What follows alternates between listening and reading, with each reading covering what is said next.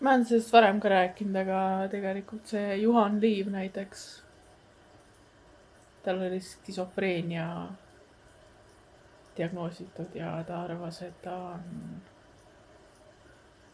Poola kuninglikust päritolust.